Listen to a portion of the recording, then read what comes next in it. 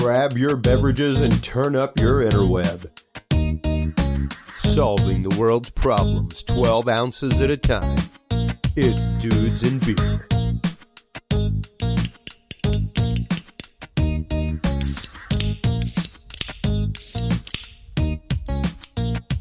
Well, hello everybody, and welcome to episode 319 of the Dudes and Beer podcast.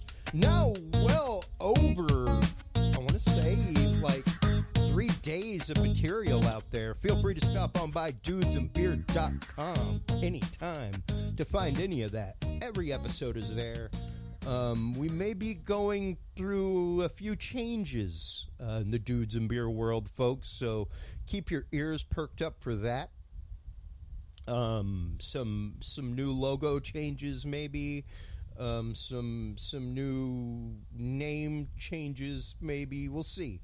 We're in the midst of it, so stay tuned for that information. While you are online checking everything out at the Dudes and Beer podcast, dudesandbeer.com, make sure to stop on by in the right-hand widget area. You can see the Dudes and Beer podcast app there. There's also a Dudes and Beer app page, dudesandbeer.com/app. Stop on by, click the big Android picture. Sorry, Orchard dwellers, we will be getting to you as soon as we can. But it's available for Android, not up on any platforms except for Dudes and Beer. Click that Android picture, you'll see a download the APK. This way you don't have to give your privacy to anybody. How about that? Save the file. Click the file once it's on your mobile device, and it will automatically install. Absolutely great, super fun. You can tune into all the episodes live while we are on the air. You can also check out past episodes. There's a chat feature there. There's a question feature where you can send in questions to guests. All kinds of stuff. dudesandbeer.com/app is the website. While you're online checking that out, make sure to stop on by the Dudes and Beer Facebook group. That is where you can find all the stuff that we post, all of the great articles, everything else, and everything that we pull for the news of the week here at Dudes and Beer. Let's check out some of the headlines that we have posted over the last week. This actually was breaking 2 hours ago. I posted it about 10 minutes into the breaking titles and have been looking for updates. But out of NBC News, U.S. Navy ship fires warning shots after Iranian boats come close. That's what we want to hear. It is official, folks. If you have a vaccine, the CDC has said that you may gather in small groups unmasked. Right here is a great chart from the CDC itself, from MSNBC or NBC News. Once again, go by, check that out. All kinds of fun stuff there. We've also got skullduggery, what the CIA's notorious mind control program did, and did they create an infamous killer? That's out of Yahoo News. Another NBC article. Here's what outdoor activities are safe to do without a mask. We've also seen in the last week a little girl in Belvedere County is in trouble for selling her chickens eggs. That's right down the road in San Antonio. In addition, a GOP congressman's bill would protect marijuana consumers' Second Amendment rights. Not many people realize, there are so many people out there, myself one of them included, the advocacy that goes on behind legalizing marijuana, behind and just the all-out campaign, the BS campaign that has gone on for longer than my parents' life against it, and the medical benefits that are there, CBD, all kinds of stuff. CBD is so commonplace now, it's on my recommend list from my doctor here in Texas. So not many people realize, though, that when you get that medical marijuana card, that might, in some states, preclude you from being able to purchase a firearm and exercise your Second Amendment right. Not a lot of people are aware of that, sadly. I know a couple people who have found out the hard way, and it's kind of sad. It's kind of horrible to see. So good to see that there are people out there checking that out, doing things about that. for more news, everything else, stop on by Facebook, check out Dudes and Beer, follow the page, follow the group. Great conversations there without things getting nasty about all kinds of stuff. Of course, make sure to stop on by True Hemp Science. True Hemp Science is based right here in Austin, Texas. They are the makers of some of the best darn CBD around. I love them. I travel the country for a living. In every city I go to, whenever I hit a dispensary, I always buy CBD. These guys, hands down, have gotten more money from me that I don't care who it is. Like, I had a discount code for Tommy Chong's stuff, and it's nowhere near as good as this. I haven't tried Joe Rogan's yet, but I'd definitely give it the Pepsi try up against True Hemp Science. I'll tell you that. Stop on by TrueHempScience.com today. Use the code DUDE7 to save 7% off your entire purchase of $50 or more and get two, count them, two entire edibles, cookie or brownie up to 50 milligrams. So you get two 25 milligram edibles for free on your order of $50 or more, as well as 7% off your total purchase with code DUDE7 when you visit TrueHempScience.com. One of my favorites is their CBD toothpicks, cinnamon flavored. If you're an old school cinnamon toothpick fan like me, really is kind of like a deep hug while you go through your day. I typically start off the day with one of their gummies, and each one of these is 25 milligrams themselves. So everything there is made from whole plant, not just part of the plant, not just an extract of part of the plant, but the whole plant. Everything uses an emulsification process. They have H2O made stuff. Fantastic. True Hemp Science is the website. Dude7 is the code to save 7% and get two 25-gram edible cookies or brownies.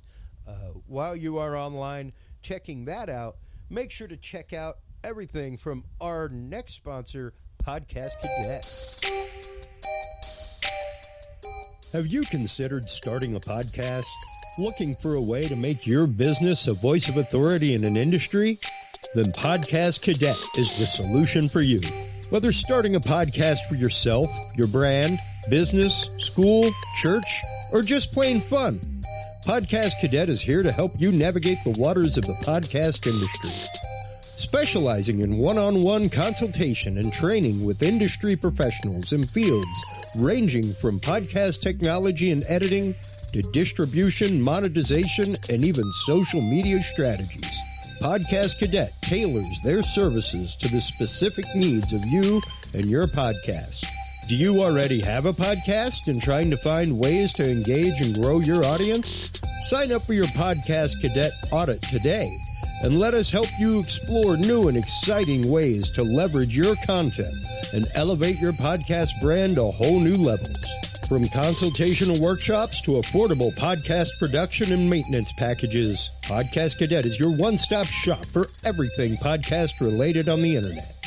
Visit podcastcadet.com today to sign up for your consultation or training and use code DUDES20 to save 20% off your entire purchase. That website again is podcastcadet.com. Right, folks, stop on by. Podcastcadet.com is the website. Little disclaimer, I am actually one of the founders there, and we love helping people out. We love the world of podcasting. We love nothing more than helping people achieve their dream of doing so, whether it's for business, church, school, fun, whatever. Stop on by, check it out. Dudes20 is the code that you want to use to save 20% off your entire cart. Our guest tonight, before our guest tonight, I got a special thanks to say to our good friend Joshua Shapiro of Crystal Skull Explorers. I want to thank you for the amazing skull. I love my crystal skull. Stop on by and check them out. They are not sponsors whatsoever. I got a crystal skull, and as you all know, I love my crystals. They change the atmosphere around me, and this thing has utterly changed the focus in this space. over the last week since it has been here. In addition to that, guest announcement for next week, my man, Graham Phillips. I cannot wait to have Graham Phillips back on. We have had him on to discuss his book, Wisdom Keepers of Stonehenge. We have had him on to discuss his work with The Haunted Mirror and Alice in Wonderland. He's also the author of Merlin and Avalon of the New World. And we will be talking with him about his work to find the Staff of Moses, as well as Templars and the Ark of the Covenant. We just had a great episode about Templars in North America. We will be talking about the Ark of the Covenant, the search for the Ark of the Covenant. Is it still going on? Is it possibly on Oak Island? Is it possibly here in America, in the Southwest, as many believe? Was it taken to Africa, as posited numerous times? So we'll be getting into that next week with Graham Phillips. If you have any questions, make sure to stop on by, leave a message on the website, do it on Facebook, what have you. You can also, of course, always call the Dudes and Beer guest voicemail and leave your questions or comments. 512-677-4155. That number again is 512-677-4155. Our guest tonight, David Collis is an artist, he is a researcher, and he is author of the book Interviewing Jesus the Man. I, as usual, am about a third of the way through this book, about 5-6 chapters in, and I'm here to tell you the take on this is so utterly refreshing. As somebody who studied in the seminary for his first year in college, spent my life in service to my church before I just spiritually went down a different path.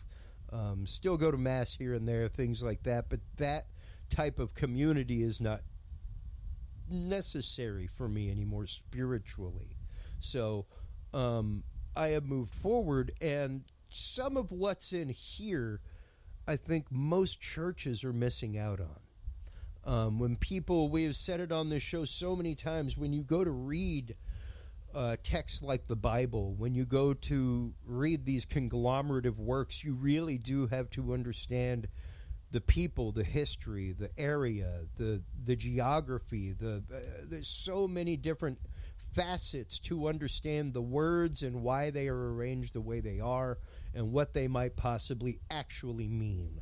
So our guest tonight, author of Interviewing Jesus the Man, David Collis. Welcome to the show. How are you today, sir? Christopher, I am doing really, really well. Man, I mean, number one, my fingertips are numb already, which is not a bad thing, folks. That's not a circulatory issue. That's how I know that, like, my brain is going and that it's firing so fast that I am physically excited inside. And after our pre-show conversation, after reading your book, if you couldn't tell from our pre-show conversation, I am jazzed, man. You are such an entire breath of fresh air when it comes to the topic of Jesus the Nazarene. Before we really start getting into the topic and looking with lamplight through rabbit holes in the desert this evening, go ahead and tell our audience a little bit about yourself, about your journey, how you came to this topic to begin with. Because I think everybody's journey, and not everybody's journey with this kind of stuff, comes through a lens of faith necessarily. So familiarize our audience here in the next 5 minutes with just yourself, what you're about, and why you started into this field and realm of research, David. Well, from a very, very early age, I have been interested in spirituality. I have had dreams, and I can recall my dreams. I've had mystical experiences. When I was a teenager, I was just completely interested in the concept of what our minds are capable of doing. I loved the chariots of the God, and I loved the Bermuda Triangle and things like that. And then in my early 20s, I ended up having a mystical experience in which Jesus came to me. And so it wasn't just one or two mystical experiences. There were three of them, and then there were some others that were related to it. And that just kind of launched me on this pathway of really bearing down and digging deep into Christianity. And so my first take into Christianity was more of the traditional view of things. And then I found myself completely enamored by the Christian mystics and Thomas Merton and people like St. John of the Cross and Teresa Avila. And then from there, I got inspired by the Gnostics. And then it evolved a little bit further when Dan Brown's The Da Vinci Code came out with Mary Magdalene at the center of the story. And I thought, well, what's the history of Christianity? And I really kind of, from there, I just found myself just completely enamored with putting as much information together about this subject that I could. And so, again, I kind of had another very profound mystical experience in 2012 while I was reading the Gospel of Thomas, which is also attributed, to the sayings of Jesus. There's 114 sayings of Jesus in this particular gospel. And in one instance, I was struggling to understand it. In the next instance, I completely understood these sayings. And then I realized right then and there that the person that we know as Jesus is very different than what the New Testament likes to describe him as. Yeah. So. Yeah. And it's of all things in the universe to put in a box, why God? Why? And I fail to understand it. And so many intelligent people I know, David, are unable to cleave a wedge between spirituality and religion. It's like the world's strongest Velcro,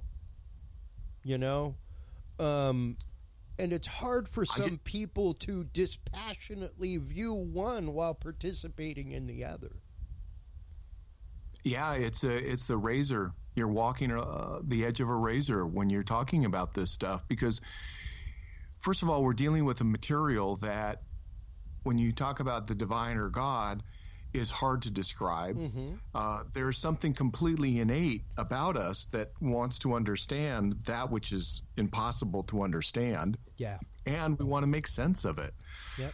And I kind of refer to it, I'm kind of, part of my research was also understanding the nature of civilization, and particularly agricultural civilization. And so what I kind of was thinking is that imagine agricultural society is a type of operating system. So you've got DOS. Remember when the personal computers came out, it was DOS, and then it was Windows 3.1. I'm kind of dating myself here.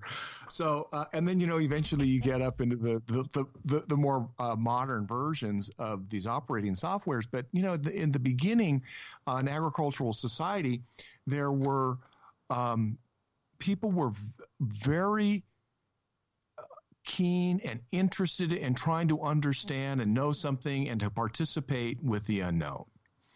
And religion starts to make sense of the things that are uncertain. There isn't a lot of certainty in the world. And when it came to this material, there was a way in which you can access it and a way in which you can describe it and the way in which you can participate it. And so that was kind of the way I look at it. It was like agricultural society 1.0, and then you had your own app, and you had the app called religion. And then there was a lot of different types of religions.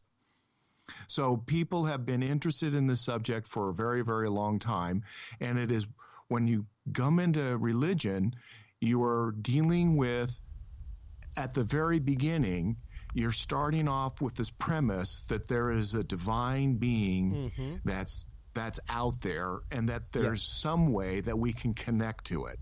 And so we have been working through all these different methods on how to connect with that source. Yeah, precisely. And that's kind of whenever people ask me, that's how I set that hard definition. Is religion operates off the principle that there is a God or gods, that you commune with other people of same belief and faith. It comes from a point of faith and belief in something unseen.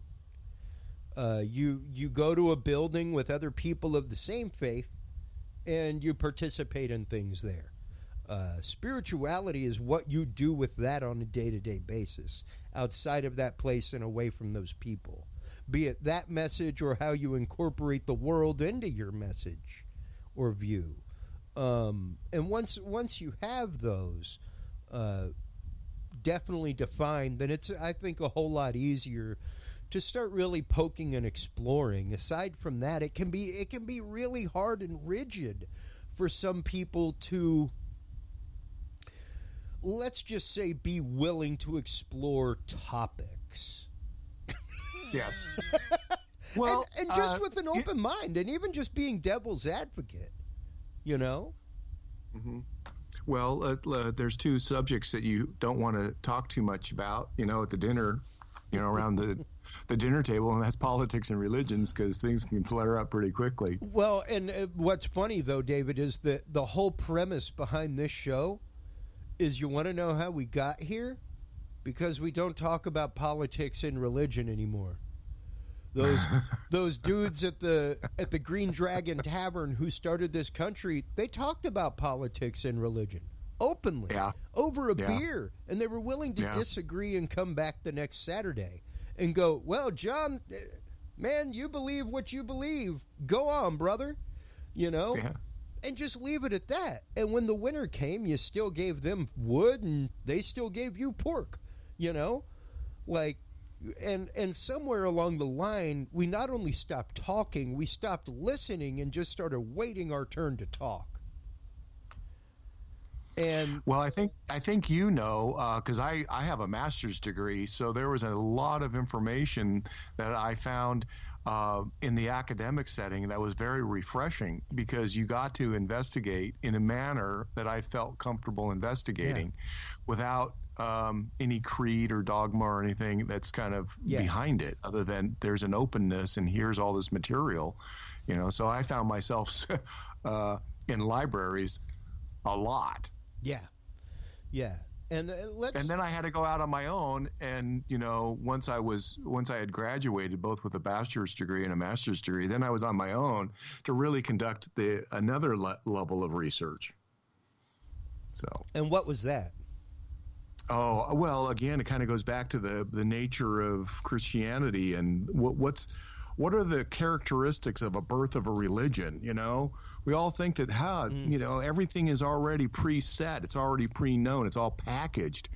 But, there's a great deal of struggle and violence and uncertainty about creating, new concepts of the divine and introduce those ideas into a society. Yeah. So, it's not an easy thing, and it is a violent birth. One of the things that we have talked about recently on this show, David, is the concept of the 100-year cycle.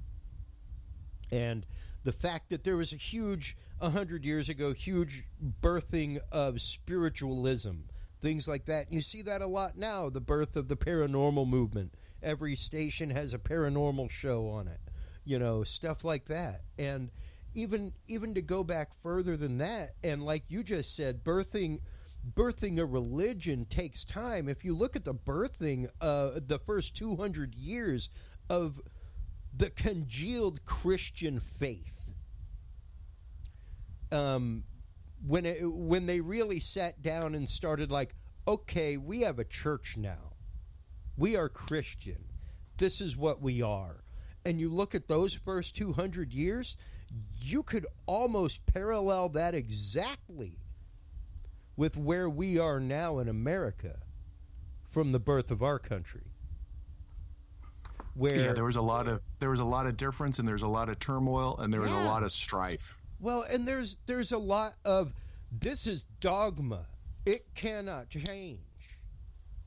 And it's like, well, yeah, but like The understanding is different. Yep, but stays the same. Still doctrine. It's not going to change.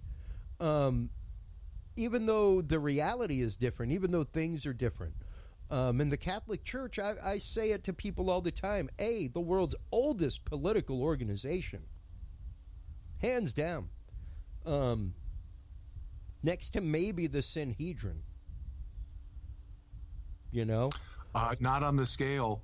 Not on that scale. Absolutely not. Not on that scale. I mean, we're really talking about 2,000 years of perfecting an institution and the way you think and educate and embrace culture and how you influence culture and how it's organized and how it fights its battles and things like that. I mean, it's quite an amazing institution. It has been an amazing and an enormous undertaking and growth pattern, and even just to see the fact that like Vatican II did not happen until my mother was a child. You know? No, once these things are in place, they don't like to change too much. So what are we seeing right now? Change everywhere. Change. Everything is changing. Well, and what I loved, like I said earlier, let's start cracking this nut real quick of interviewing the Jesus the man. Yeah, let's get back to that because there's all this other stuff's really good stuff too. Well, to me, I think what we just talked about is a big preamble into what interviewing Jesus the man is about. Because most people to digest that information, to digest the socioeconomic situations going on between Jewish culture and the occupying Roman citizenry, to understand the world of Paul, to understand the world of Peter post-Jesus, politically, economically, religiously, is so important to understanding the words in the Bible. So important to understanding why the same situation in 3 different Gospels is described 3 different ways. You know? Like the call of the disciples, where it's like, bring just the shirt on your back. Then the next dude's like, bring your sandals and a walking stick. Well, one culture may have been like, what the heck's a walking stick? Yeah. You know? So... let's start getting into that real quick in the realm of research that you got into to start preparing what is literally fiction wrapped in conversation. It's amazing the way that you have taken what I know to be a world of knowledge geographically, things like that took me years to accumulate, are right here in the book. In a conversational form, and it puts it in such a comfortable way to read. Where did you start when it came to this? Well, so as I mentioned to the kind of a mystical experience that I had when I was reading the Gospel of Thomas, that is when I went from trying to understand history to understanding that Jesus had a certain experience and that this experience was so profound that it really kind of changed him. And that you have to understand that Jesus was an enlightened being and that the people that he was speaking to were not. So from that point of view, when you read the Gospel of Thomas, you're looking at a person that had spent, an enormous amount of time moving through all this territory of spirituality. Okay, so that was one thing. The other thing that was very important is that I ended up conducting a 4-part lecture series on the Gospel of Thomas, and one of the lectures that I gave was the relationship between the material and the community. So I was analyzing from, it's almost as if I put on my FBI profiler's hat and I said, what kind of person would say this? How would they get this information? And then you also have the counterpart, and that's the audience. So who's the audience? The Gospel of Thomas, I like to use the metaphor, it's like calculus. Well, you can't just come walking into the calculus classroom without understanding algebra and geometry and trigonometry and all the, basic mathematics. And then there's no way you're going to understand calculus. It's just not going to be possible unless you're a complete genius, but, not a lot of people are. So that means you have to kind of start, somewhat small. So who's the community that is behind the Gospel of Thomas when you're dealing with this level of calculus? It's too advanced for, basic people. Sure. So that got me thinking about Jesus in a new way. And so from there, I then asked myself, I know that the New Testament, and I got to just lay down this groundwork. We think the New Testament is history. It's not. It's not historical in the way that you and I would understand history. The Jews had a very different understanding of how truth is understood, and it doesn't necessarily have to fall within a historical context. What you can provide within a historical context is a setting to represent or to tell about certain truisms. So I kind of like to think of it in, you're either making a documentary about something, or you're going to make a movie based off of, actual events, but you're going to fictionalize a lot of the events to dramatize the story. And what we're seeing in the Gospels is a type of dramatization. But even with this dramatization, you still have an enormous amount of deep metadata. And that metadata and all those little personal nuances is what I was looking at when I was trying to piece the personality and the person of Jesus back together. So the first thing I had to do was I said, I have to separate Jesus, the Son of God, the Son of Man, the second Adam, all of those deep symbolic archetypal ideas, strip that away and say, who are you? Yeah. Why did you do this? And what really is happening? And what path did you walk? How did you get from where you are hanging on a cross to getting started on a ministry, and then everything that happened before you took that walk to John the Baptist? Yeah. What happened? Yeah. Okay. Because it was a series of decisions. Exactly. He doubted full on. Like, go read the accounts of the Garden of Gethsemane. Like, he was more than willing to just walk away. And then you ask yourself this question. Again, we go back to what you just mentioned, decisions. There are decisions that are being made, and once he makes a decision, that sets off a whole nother realm of possibilities. Yes. And that makes it all more interesting, because I think Jesus was thinking, what is out there? And if you read the Our Father prayer, you're going to see how Jesus walked and lived his life in service. So he starts off that there's a God, and I give praise to them, and then he thanks him for, not tempting it, and for, with his food, and making sure that, I can't remember all the components of the Lord's Prayer. Oh, excuse me.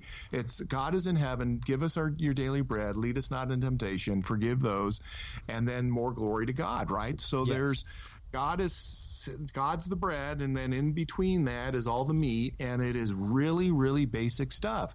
Your daily bread, don't lead us into temptation, and forgiveness. And so when I was thinking about those three items, I had to ask myself, if I'm kind of getting ahead of myself here because this is not the lost years, but the way he was looking at it is, if I'm going out into ministry, every day is going to bring something new, and I don't know what's going to happen. And I can tell you most of the things I'm going to say are most likely going to upset people. So the first thing I have to do is I'm going to have to just, forgive them. And then I'm going to have to, I'm asking God not to lead me into a direction that is going to tempt me again. And I'm just very thankful for what I can eat each day. I mean, how simple can that get? Yeah. Right? When you're in service like that. Yeah. So even so, what I'm trying to say is that when I analyzed even the Lord's Prayer, there was a lot of information just in that was telling me something about Jesus.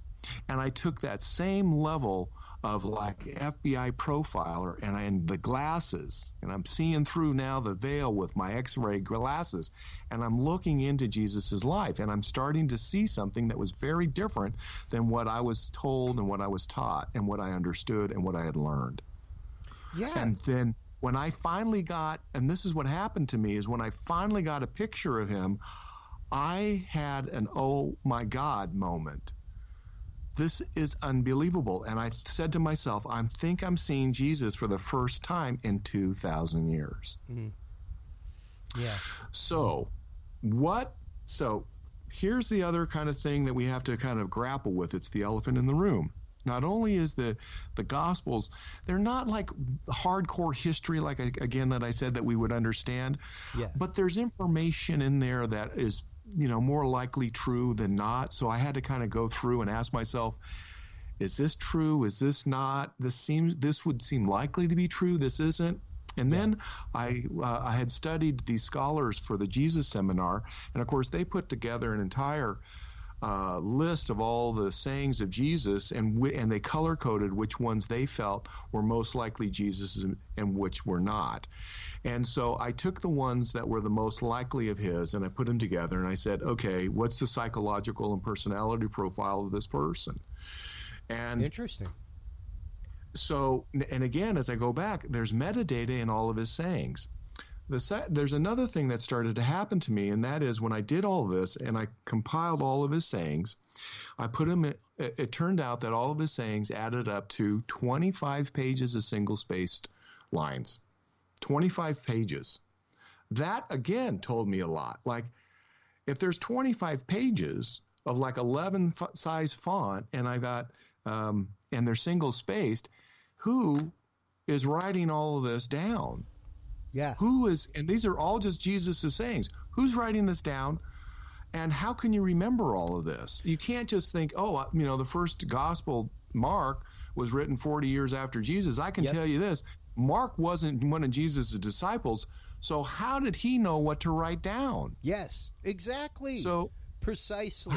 And if there's 25 pages, how can one person remember all of that unless you had a photographic memory? But all of his disciples were fishermen, so I doubt that they had, the training to remember all of that. So two things are possible. Either somebody was writing it down, there's the Q document, or Jesus kept repeating himself. Yeah.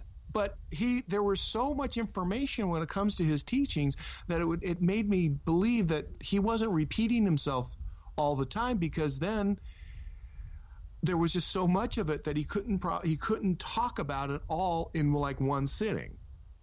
Yeah. So, and he's not telling us, when he goes from door to door, or not door to door, he went from village to village, town to town.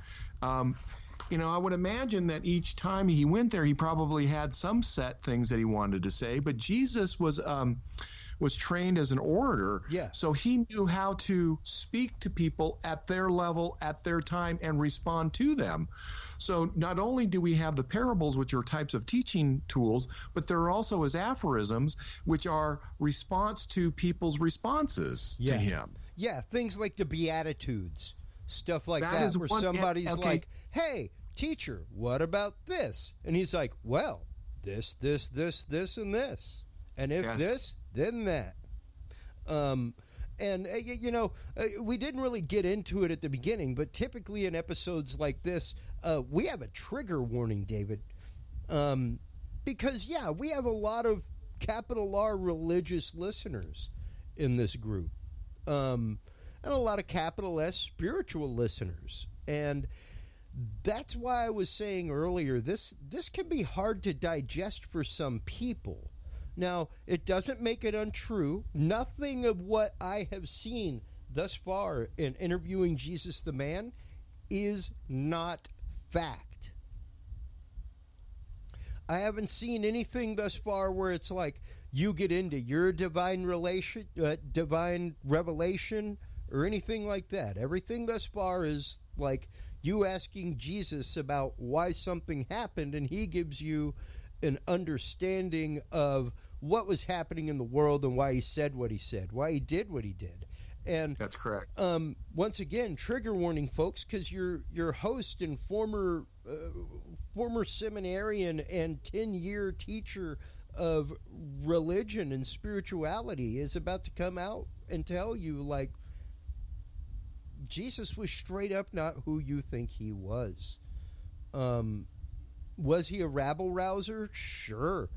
He was definitely overturning some apple carts, but in a way that you may not consider. And like I said before the show, David, I am a firm holder after having read the greater works of Solomon, stuff like that, and the greater keys of Solomon. After reading Kabbalah, stuff like that, Jesus, especially at 12 years old, the only reason why the Sanhedrin and the high priest would be listening to him was he was an adept in studies like that, which were the order of the priests of Levi, that kind of stuff. The people who guarded the Holy of Holies. And you had to have a special realm of knowledge and spirituality and understanding of relationship with God and the world around you. Otherwise, like, you came near the ark, you were going to straight die, Jack. Unless you were somebody touched by God and fully understood God and the capital G creator expanse of the universe concept, you were probably going to fall ill in its presence. So when a 12-year-old has the captivated mind of those people, he's probably telling them a little bit of something. And that was one of those bits of information that was very important to me when I was reconstructing Jesus's life. Sure. Because, we're going from 12. So that episode and that story is when he is 12. So that's like his bar mitzvah. Yep. That moment on until he conducts his ministry and he shows up at the Jordan River to get baptized by John the Baptist, there is nothing else. Poof. Gone. About his life. Erased it is just from history. One big black hole. Yeah, straight up. Except for the Gospel of Thomas. Well, so that's a different thing. So the question that I had was, if I read the New Testament, how can I get to the point of understanding what happened in his missing years? So is there anything that reflects that was going on in his ministry that would look backwards to his life during those years, 18 years? Those 18 years. What happened? Yeah. So I felt that the ministry was some reflected part of that period. So from there, I was able to determine, after collecting 25 pages of his sayings, I had an aha moment. And again, it was like one of those, I'm shaking now. Jesus is telling me his life story through his parables and some of his aphorisms. So Jesus is telling me his life. There's an autobiographical element to his stories. And that was a huge revelation. So I started to realize that if Jesus is saying certain things, there's elements of his life in those sayings. And that made it all the more interesting. So not only was I starting to see Jesus, when it came back to piecing everything together, I had to, we've talked a little bit about, I had to understand the historical context. And I had to understand, how did he come to know what he knows? And what does he know? And is this information consistent with the Hebrew knowledge? And I found that there was a rupture between what Jesus was saying and what Judaism at that time was saying. Yes. So then there's one other thing that I asked, and of course, you understand this. I ask a lot of questions. I'm a seeker like you, so you're always asking questions. And in that regard, I was modeling myself after Plato and his dialogues, and that's kind of the way that I wrote my book, was based off of Plato's dialogues, in which you're having this conversation with people to get deeper into these insights without having to be so academic that it became tedious and laborious and boring. Well, and you say that, but one of the reasons why I love philosophy, and it is hard for me to read a novel. Very hard, because there are no pictures. However, I'm not going to lie. However, you give me poetry, you give me philosophy. Philosophy to me reads like an instruction manual, which is what I live and breathe. So, to me, just reading the way that the philosophic mind works is painting a picture in my mind. It's Thomas Aquinas was not rocket math for me. Once I learned that displaced way of reading it, and you got to come here, then go here, then bounce back, and okay, cool. I love that stuff, and that's what I read 90% of the time, because that's just where my brain is and what I get. And like you said, in this book, there is a ton of heady information. Heady information. Things that, I read Josephus and stuff like that to get. I had to too. And the way you break it down into a conversation, into let me explain to you why that happened. And within a paragraph or two, it's really fantastic, the facts that you weave into the literal story that help build the profile of Jesus the man and why he taught what he taught. And the way he thank taught. You for that. And the way he taught. Thank you.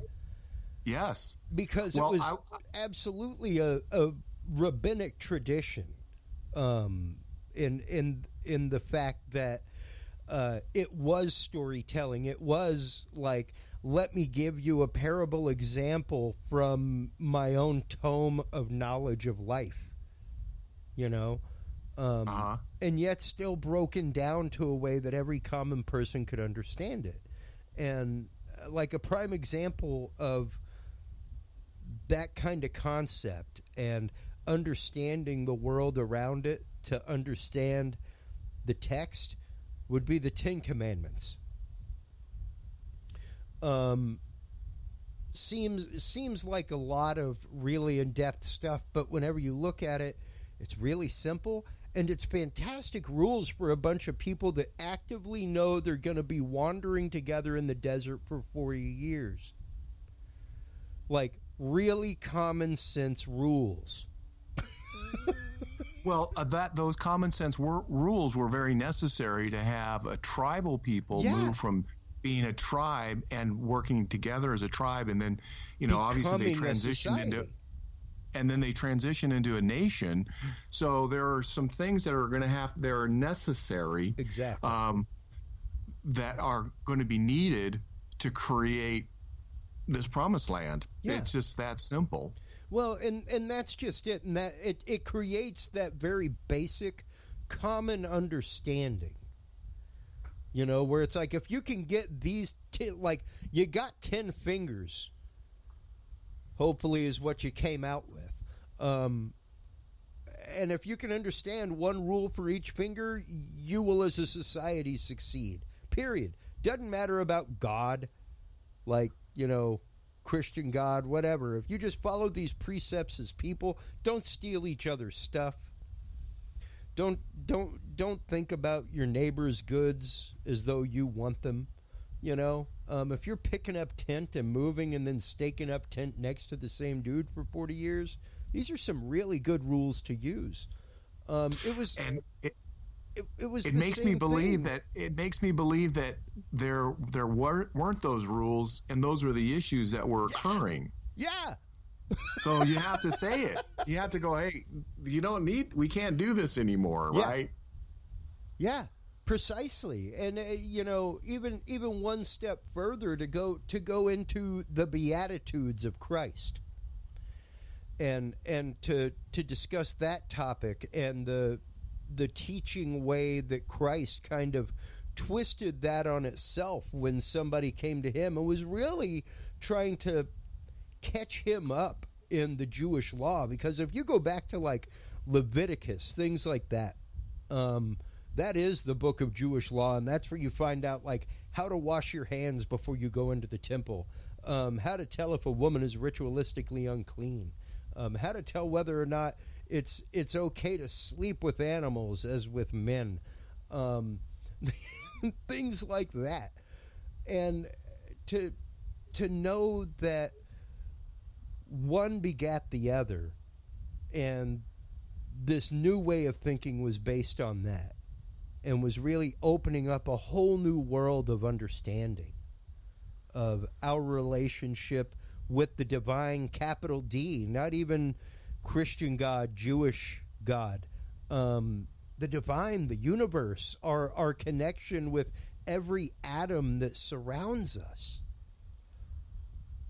It's pretty phenomenal, and you really do have to be willing to look at things dispassionately within the words of Christ and within the teachings, and escape the, quote, capital R religious context of it. Right. Well, so part of the research that I did was putting together a personality profile of Jesus. And one of the things, you mentioned this, but if you think about, aside from the Gospel of Thomas, almost everything that Jesus spoke was very easy to hear. He wasn't heady. He doesn't form any arguments. He was just very simple, very basic. But there were things that he was asking you to do, so you had to put this in practice. So it was easy to hear, but it was really difficult to practice. Turn the other cheek. Walk an extra mile. And then there was also the things that he would say that were very easy to hear, but very difficult to understand. Like, the kingdom of heaven is inside of you. Or the sower, His disciples were completely confused as to some of the things that he was saying all the time. And you see it in the New Testament Gospels, and you see it in the Gospels. Why are they confused? That was the other question that I had asked. But anyway, let me just kind of mention, here are a couple of adjectives that describe Jesus that I was able to determine through my research, and that was he was compassionate, as you kind of mentioned already before. He was a troublemaker. Here's a word that you probably don't use, and that is he was an entrepreneur. Absolutely. He was a provocateur. Yeah, so this was very, very important when I understood that concept, that he was an entrepreneur. He was a provocateur. He was extremely determined. He was enigmatic. And that's also very important because people, again, were asking, well, what are you talking about? And he seems to constantly be throwing things out that were very strange and weird. And his brothers and sisters in his family at one point during a healing session grabbed him and pulled him out of the house saying that he was crazy. Yep. Jesus was very inclusive. He tried to be very inclusive, although he did have something to say against the priests and the kind of the teachers of his day. He seemed to not like what they had to say. He was a teacher, so there's a teaching mentality. He was a genius. Jesus was a mystic. He was very, very tough. And he has this other personality that was, when I realized this, it was just like, oh my God, there's just another thing to add to. He was a poet. Yeah. And so he was a wordsmith. And you know, as well as I know, when you're creating something, you just have to be completely immersed into your creation. And Jesus was creating through words. So in that regards, he was a bit of a magician because he understood how to cast spells through his words to get people to listen to him. Oh, man, you just said it, and I'm not gonna let it pass by, because one of the day that I started studying Kabbalah, I had studied paganism, witchcraft, Seals of Solomon, things like that, but until I started studying Kabbalah and really understood the concept of the numerology in it, the concept of every letter having a meaning and every letter having a number assigned to it, and specifically the idea, the big picture idea of the first letter stands for God, and the first letter's number is 1, and without 1, no other number exists.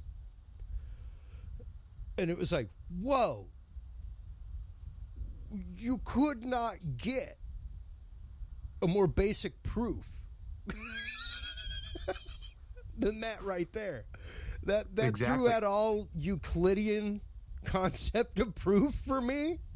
Everything. It was like, wow, okay. So if we view this in the concept of the capital O, 1, and we start going into creation, the way that Hebrew mystics would, and start looking at the fact that we uniquely amongst the animals of creation were the only one breathed into, which meant that mystically we had direct connection and that spirit of God and of creation inside of us uniquely, which meant anything that we spoke was.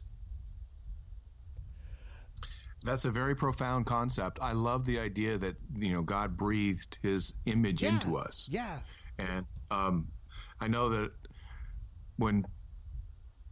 to me, that has taken on a much deeper reality than just the words on the paper.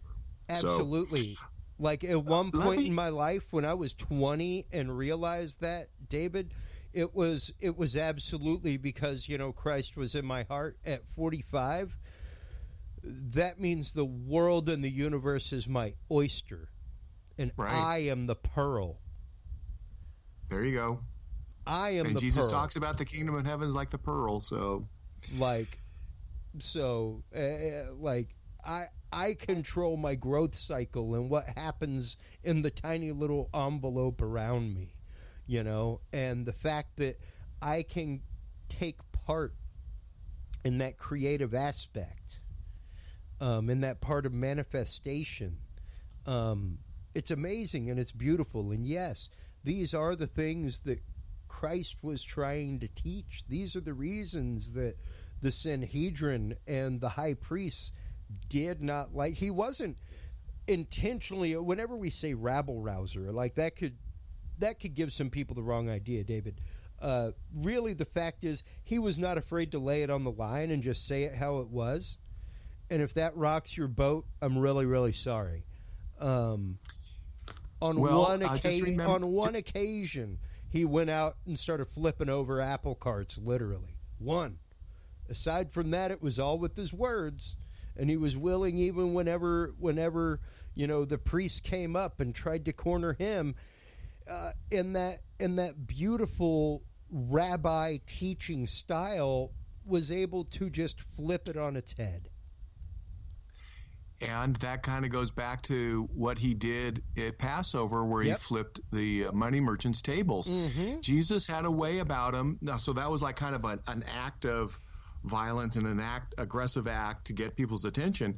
But his whole ministry was technically flipping, metaphorically, the tables. Absolutely. And just like we said in the pre-conversation to this show, and what was happening with those money changers is Jews from all over were coming in, changing their local money to this money, and then buying sacrifice and place in line for the altar so that you could have a burnt sacrifice. And what Christ was trying to tell you the whole time was like, you don't need that dude between you and God. Like and when you you've start turned my temple. You've Yeah. turned my temple into into a den of how did he iniquity. That's a den of Straight iniquity. up, Thank you. den of iniquity. Like, you cannot get a more deriving statement than den of iniquity. Yeah, because everything is based off of a contractual exchange. Yeah. Yeah. And Jesus was not about that. Yeah. Precisely. There you cannot buy place in line in the universe. It just doesn't work. It's like saying that you can change the spatiality between your neutrons and electrons. Like, have fun. What you need to do is realize the fact that your electron shell is mixing with everybody's. That's called the field today. You know, like these are the things that he was literally telling us when you go through and start reading that. And yes. I'm not trying to get like Billy Graham on people or anything like that. Faith is faith. Religion is religion. Spirituality is spirituality. They all stand individually. And faith in particular comes from a realm of experience. And when you go through and start reading, like you said, the experiences that must historically have led to this form of thinking, it's pretty revolutionary. Right. So did he come into the world with all of this knowledge as the Son of God? And he was already preset with all this pre-knowledge, or did he learn something? And my feeling is that it's a combination of both. He already understood kind of like his life's mission. Yeah. And then it had to be cultivated. Yeah. And so he already understood some very profound concepts. I mean, how else does a 12-year-old know this? I mean, there's a genius level of this stuff. And he had it, and then there was another training that was taking place during those years, those lost years. And I kind of narrowed it down to two things, but even though that there are two different like trains or pathways he could have taken, there were still certain things that occurred whether he went on one path or the other. So in my book, I explored Jesus trying to make a man of himself, he was like the merchant. He was the one who was engaged in trying to build his own business with the inheritance that he received, and it failed. And that during that period, he was able to kind of go through and explore the world more from the world of pleasure and the world of trying to make money. And so that was the way that I set the book up.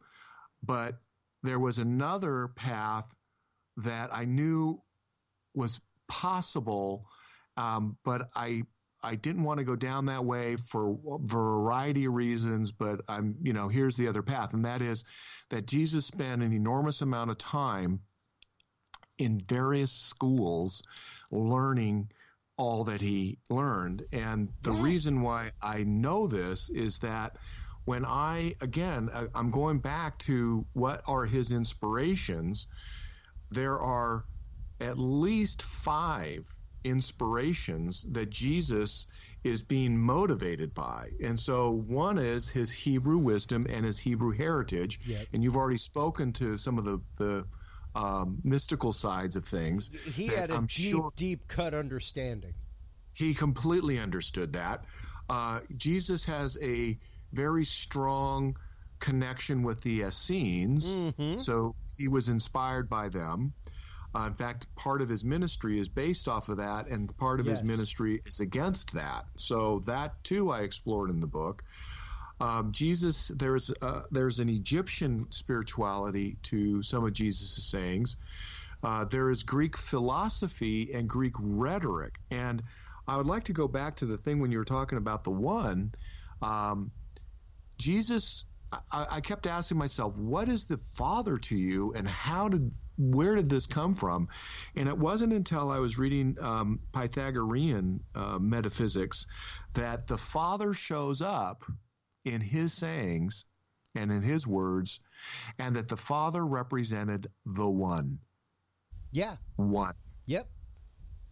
So here we have a direct connection to Greek philosophy, Greek metaphysics, using a metaphysical term that Pythagoras used to describe another reality. And Jesus was also using that term to familiarize people and to give them a sense of what God was like. He was like a father. And of course, Jewish culture is very patriarchal, so the idea of a father would resonate with people. So this is very different than this is very different than Elohim or Adonai or Yahweh. There's a different understanding the way Jesus was describing it. And of course, when it comes to a philosophical and a spiritual level, Jesus was talking a little bit like the way that you were discussing, the nature of creativity. But he wasn't looking at the creator God as something outside of ourselves. He keeps bringing it back that the creator is inside of you. Yes. It's already here. There is no separation. And Jesus' ministry was showing people how there was no separation. Yeah. Okay, so then the last bit of information that this is really important when it comes to his inspirations that I was able to determine is that there's a very strong Eastern influence in Jesus' philosophy. So there is Buddhism, there's Hinduism, there's Taoism, and there's Confucianism. Yep. All four of those are embedded into those stories. Those concepts that you find in those religions are embedded in Jesus' practice and in his philosophy and his understanding. Yeah, many of his parables actually take me right back to the story of Confucius talking about how the river either moves the mountain or moves around the mountain. That's Taoism. Sorry. Okay. Confucianism was more like, Jesus quotes Confucian directly. Confucius said, do to others as you'd want them to do unto you. Oh, my God. Yeah. That's really profound. So how do you get that specific? When you're quoting specifically from Eastern religions. Okay. So, when you kind of go through all of these ideas that I mentioned, again, I'm trying to piece Jesus's, life before he started his ministry, and how do you obtain all of this information? Is there some library that exists in the universe and all you have to do is tap into it? Okay, well, what's the process of that? Or do you have to go and study it? And, of course, I feel like most of the things you have to do in your life is that you have to study and you have to kind of participate in that whole learning experience. That's my take on a lot of things. And, of course, depending on what school you belong to, there is the Akashic Record, just the overall thread within the universe of what has and will be and could be. That's right. So, how do you, again, it goes back to how do you access that? And either Jesus learned how to do that. Yep. And then he was able to, talk the way he did. And I believe that while Jesus was away from home during those 18 years, one of the things that happened to him was a really, really profound kind of mystical experience. And in my book, I talk about a near-death experience that Jesus might have had. And then it relates again to, a little bit of a mirror here, is that it relates to the crucifixion and his resurrection. So I saw similarities of a near-death experience that he might have had during those 18 years, and then also his experience on the cross. Wow. And so that was the intense enlightenment type of experience that he had to have. Something went on, something occurred, and that might have opened up him in a way that now he's like a savant with all this information. Well, and quite obviously it, quote, ran in the family. most people, at least that were following the quote messiahs of the time and the prophets of the time, were heavily looking at his cousin John the Baptist as candidate for the Messiah before Jesus just kind of randomly appeared on the scene. Right. And so John the Baptist straight up, it was like a Scrappy Doo moment. I love you, Jesus, don't get me wrong. But it was straight up like, hey everybody, check out the cousin. Well, this brings up you know what? This is the question that I asked. If you already understood who the Father was before you went to John the Baptist, what was the point of going to John the Baptist? Yeah, the public show is a bit much, don't you think? Well, now you end up getting into a whole other layer of what you... Say that again? It's not exactly the humble route. No, Jesus is a master of theater, religious theater. True. He's a master of. True, absolutely. And he used that to his advantage at all times. So he was a great marketer as well. So he understood, he had the mind of an entrepreneur, he had the mind of a merchant, and he had a mind of a marketer. And everything that he was doing to market and to sell was the Father. It's really a remarkable story. Yeah.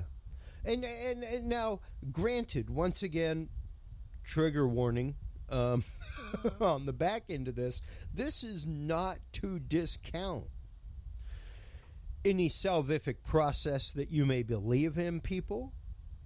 This is not to discount Christ as the Son of God, or Jesus as the Christ, as the traditional Greek meaning of Christ, Christos, the anointed one, which is where we get the term chrism.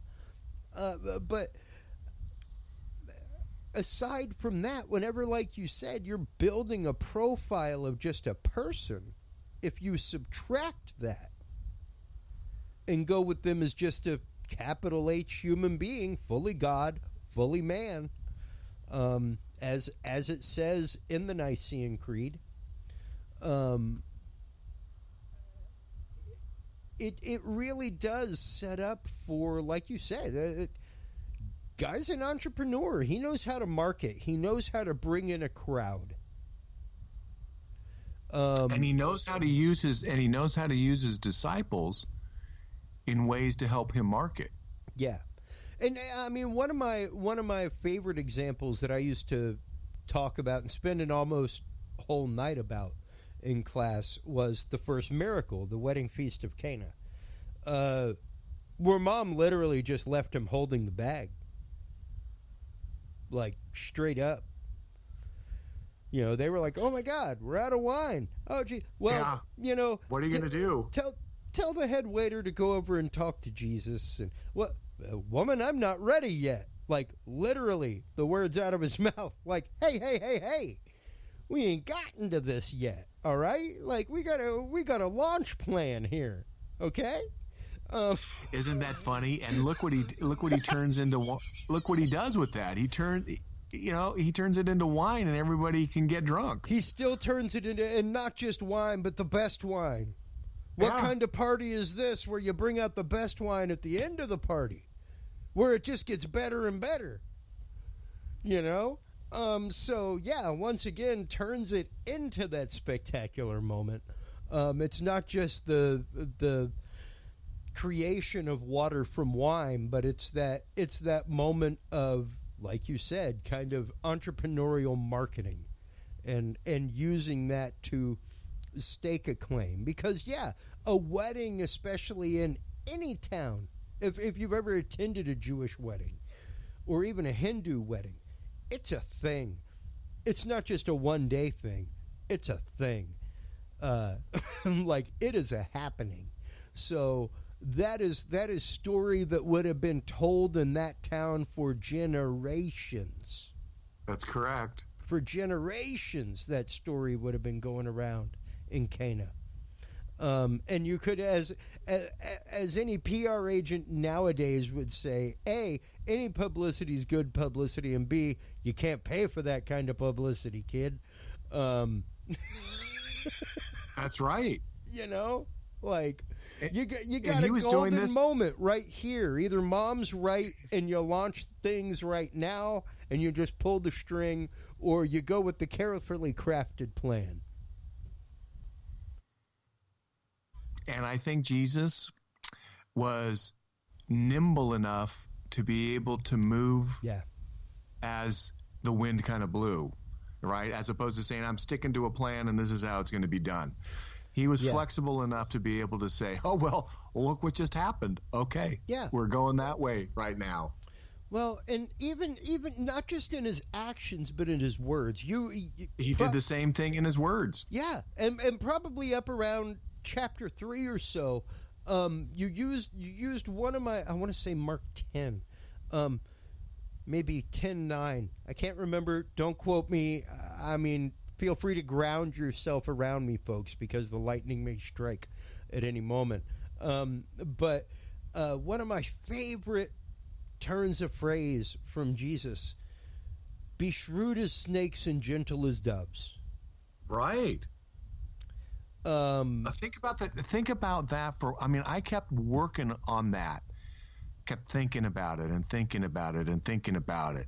What that is the a nature marketing of phrase, man. If that's not right. a marketing mantra, I don't know what is. It is now. Like I've made a huge thing with it after I read it, like in Vector, so that I could print it out and have it on my wall. Because be shrewd as snakes and gentle as doves. Because how do you do that? You know, how does a personality go from a level of gentleness and purity and innocence to one that has this level of shrewdness? Well, and what's interesting is at one point in life, I took it as an insult when it happened to me. And I'll tell you right now, I turned 18 a week after I was in the seminary, and I left at 18. I was there for a school year, you know. But one of the things that came back to me during my numerous evaluations, they evaluate you through that whole process for 9 years. You think it takes something to get a master's, like you get a master's in spirituality or in religion by the time you were done. But one of the many feedbacks that came back to me was that I quote, and this is direct quote, I live a duplicitous lifestyle. And I took that as an insult for years and years. And I guess in their scope and their point of view and what they were looking for, absolutely, a duplicitous lifestyle is the problem. However, that duplicitous lifestyle also means I got one foot firmly planted in reality. I got another foot firmly planted in my spirituality. That duplicitous lifestyle means that I'm also, while a full-on capital B believer with full all capital letters faith, I'm also willing to look at things with a fully skeptical eye and change my paradigm and way of thinking and say, I'm wrong. So my duplicitous lifestyle, though it may not befit you and your plan and what you need for somebody to lead a parish, boy, howdy, is it a great way to distill and process information. Well, just remember, Jesus also was accused of being a glutton. Yeah. And you know, a partier and a one who hangs out with sinners. Well, I mean, I don't have gout for nothing, buddy.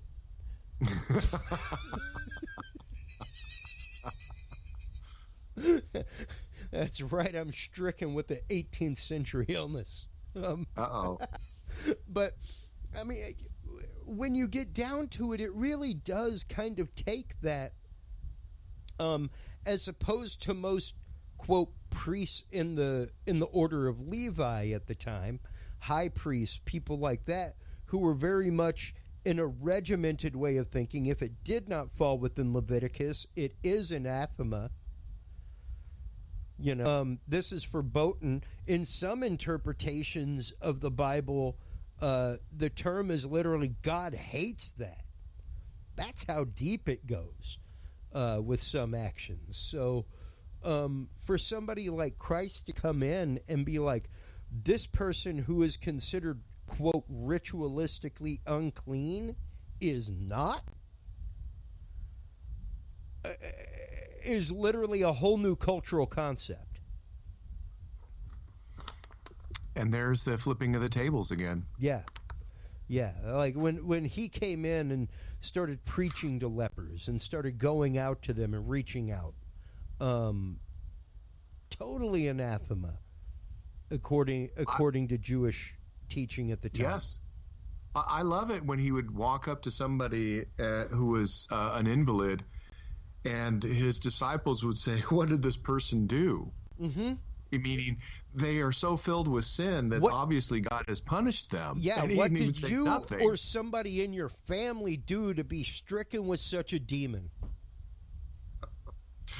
So again, there's another one of those flipping of the tables. And he said nothing. Yeah. Yeah. See, so one of the things that Jesus was trying to do was restore people. And that's what's really important here. Yeah. Is that he really was interested in trying to create people who were whole, wise, compassionate, and complete. Well, and that's what you're trying to do here too, David. No offense. That is literally directly what you're trying to do. Is build people who are whole and spiritually complete, and understand that to put Jesus within that box is to limit things so wholly, and to limit you and your potential and the potential with which God created you so wholly. And I mean that like WHOLLY, holy. Like, you are not considering yourself as a whole and completed part of the universe, as a facet on that gem. Yes, it is. And so he felt, you can see that some of his frustration and anger is with a certain religious establishment. Oh, yeah. Because of the way that they were acting and what they were teaching. Totally. And he understood, based off of all of his research and all of his knowledge and all of his learning and all of his experiences, that there was something false about that. And that's why he did what he did on the Sabbath. And here's another, like a little factoid. This is, again, there's all these little details that I thought were just so fascinating the more I got into it, because they're all there. It's just a matter of like how you process that and catalog it. Yeah. But when he went out, and after he saw John the Baptist and he went out in the desert for 40 days, he didn't eat, right? And so then the priests come up to him, or the Pharisees come up to him afterwards while he's doing his ministry. He says, "How come your disciples don't fast?" And it's very fascinating to me that Jesus felt that he needed to fast for that, but that during his ministry that wasn't necessary. Well, and this is just me. I don't know what you found, but I'll take a stab at that. And that is quite literally the fact that through other teachings and other disciplines that he was taught during that missing 18 years, because he was only in ministry for 3 years before they finally said, okay, enough giving away the secrets of the universe to the common people without charging a dime. Right. As a matter of fact, begging your way along the way. So much not taking a dime, just living on the kindness of others. But it's within those other teachings that this is a common thread. It's within the teachings of Buddhism, Taoism. It's within the teachings of the Near East and Far East that these concepts, even in India, that these concepts are commonplace. They aren't something that's taken for granted. They're something that is engulfed in everyday life for the common person. Yeah, I know that when I finally realized when in Hinduism, when Jesus says the Father and I are one, yep, I went, oh my God, that is directly from the Hindu concepts. Yeah. So he recognized it right off the bat that there is something inherently limiting to his Hebrew heritage. Sure, absolutely. And I think that there's something inherently limiting to that capital R religious concept with any heritage or mental spiritual growth, whether it be political. Like, that's one big reason why I am politically agnostic. I do not care what party you belong to. I want to hear what you have to say. And if my meter goes off, you get no vote. Like, I don't care what party you are, because to come at that in that way is to come at it the same way as, okay, does this align with Catholic teaching? Nope. Then it must not be. Exactly.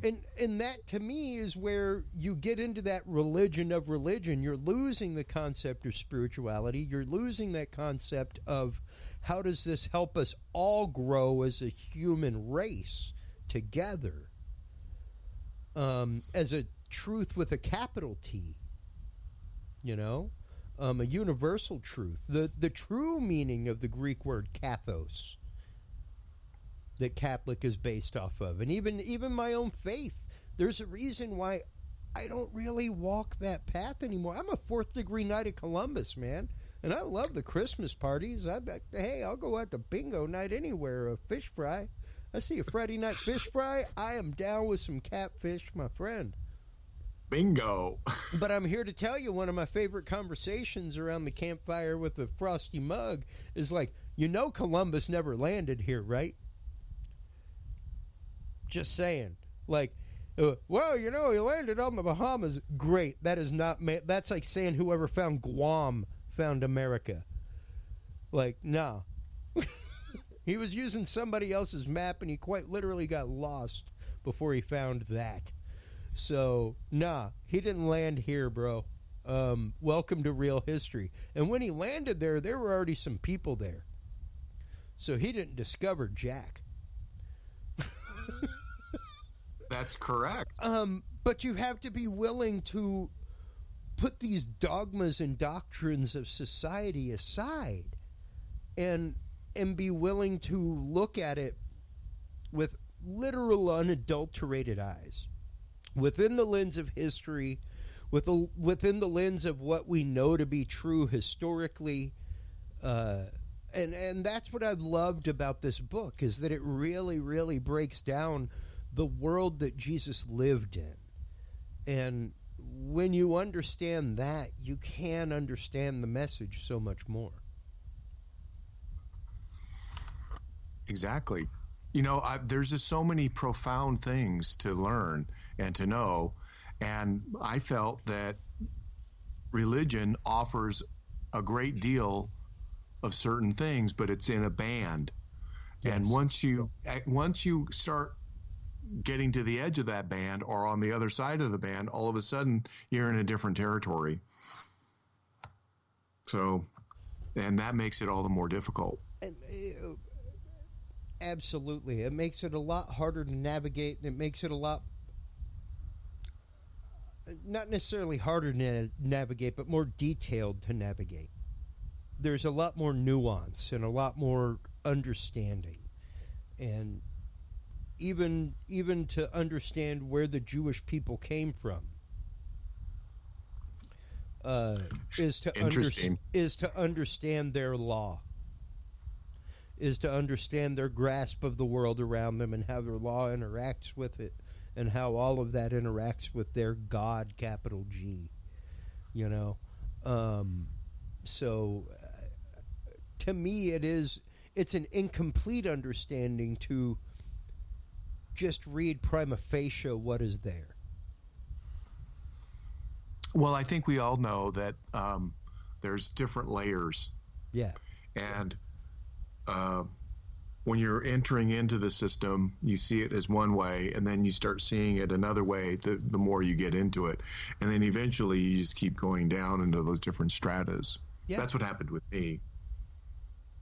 And get into that for just a minute, if you don't mind. I mean, I know that we've kept you for a while now, but the conversation is great, and if you don't mind, we can keep going for another minute.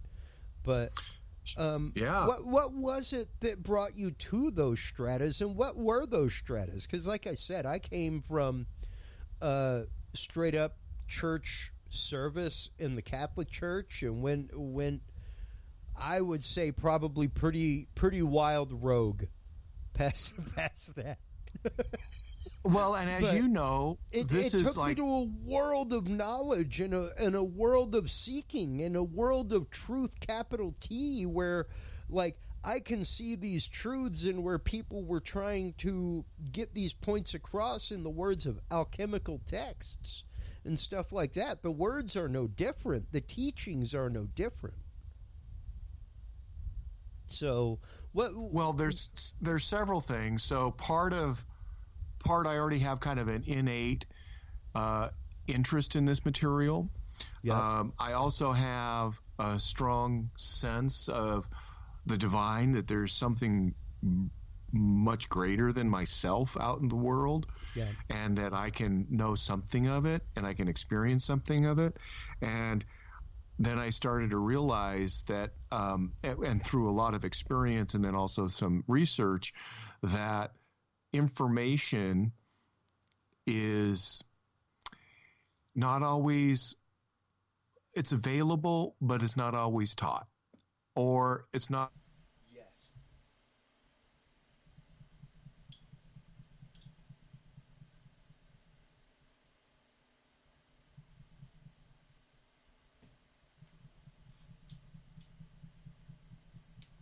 I found is that usually when I got close to something, then a new layer opened up. And I kept feeling that every time I kept making steps, that the world that I was trying to understand got bigger, and then I would understand more of it, and then it just got bigger again. And so it was just this like a succession of bigger and bigger and bigger and bigger and bigger. And of course, then the other things that started to happen was the faith got a little bit more challenged, a bit more, dicey. Yeah. And all of a sudden, what you were expecting, which is this nice little world of being comfortable, is not comfortable anymore. It's more than uncomfortable, because and this is where I got and where a lot of ex-seminarians I know got, man, was to a point of bitterness. Yes. To literally a point of bitterness, because it's like, this is not a hard concept to get. How do all of you just blindly follow this? That's correct. And so there's a certain element that of does not subtract faith. Capital F. Like, the whole reason I do this show, man, part of the reason that I have people like Sev talk on, who says that she interdimensionally contacts aliens. People like Terry Lovelace, who said that he has missing time and experiences with alien abduction. Aaron Montgomery, stuff like that. Like, I entered the seminary because I, amongst my typical Sunday mass that I was serving at of 500-600 people on a Sunday at 6 p.m., had a unique religious experience where I was in the presence of God. Yes. And it was not an isolated experience in my life.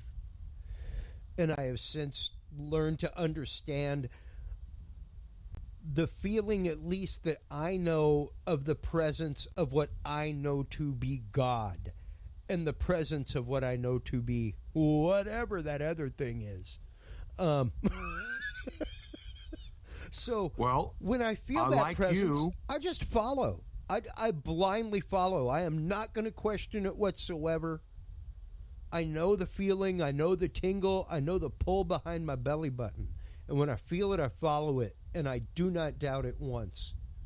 But it took years to get to that point. It took years to get to the point of understanding that that was me and my experience of the divine around me. Mm-hmm. and the feeling of a ripple touching my ripple, you know? That's right. All of a sudden, the two of you are merging, Yeah. right? There's emergence of this. Yeah. And you feel it, folks. I know you felt it, David. You walk in somewhere, it could be with 10 different people that you know, and you walk into a room and you're just like, wow, I need to really, really not be here right now.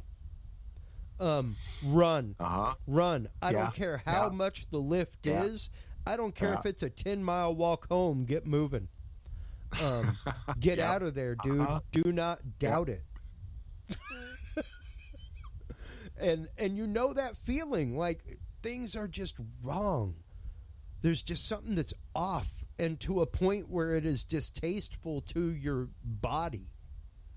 And it's I don't think that really, David, that requires any kind of you don't have to read about that. Harsh or disciplined spiritual training. I really don't. No, that's where you're growing both your third eye, your intuition, and your sense. You know, as we called it, the field. How big is your aura, and is it active? Is it alive? And are you sensing life around you? And is this dangerous or not? There's gut feelings. There's a reason why we call it a gut feeling. Yeah. Because your gut has intelligence. Your hands have intelligence. Your mind has intelligence. Your feet has intelligence. Your whole body has different seats of intelligence. Absolutely. And like I said earlier, once you understand literally the quantum physics principle of how large your electron shell is, and the fact that anything you touch is 90% empty space. What you are feeling is a repulsion of electrons. It's not a solid object. Not the desk right here, not the desk here, not the now empty decanter of gin. None of that is a physical object. None of it. It is my feeling of it is a repulsion of electrons. And once you understand that your electron field literally mixes with, like, I'm in Austin, Texas. I'm sharing my electron show with a dude in Chile right now. According to all principles of physics that we know. Right. So to know that if I change my vibration, if I change the way that I think, that my ripple goes out that far.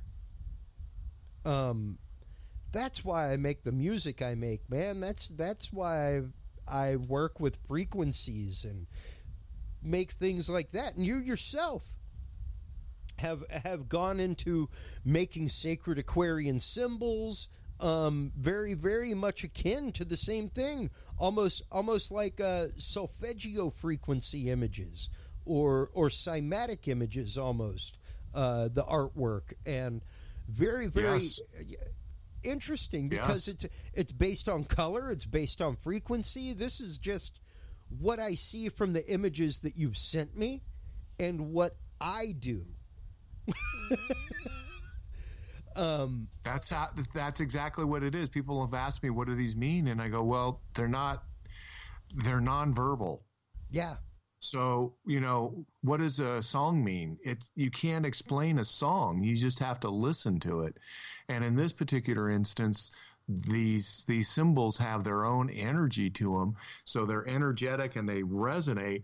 And whatever that energy is, it is going to bypass your rational mind and just kind of immediately go into your heart, into your mind, into your subconscious, and eventually you're going to have some type of experience with it. And then if you start to really use those symbols in a way, you can start changing the way you feel. You can start having, more vivid dreams. You can start having mystical experiences. I mean, these things are very, very potent, very potent. Absolutely. I'm going to get shameless on you here.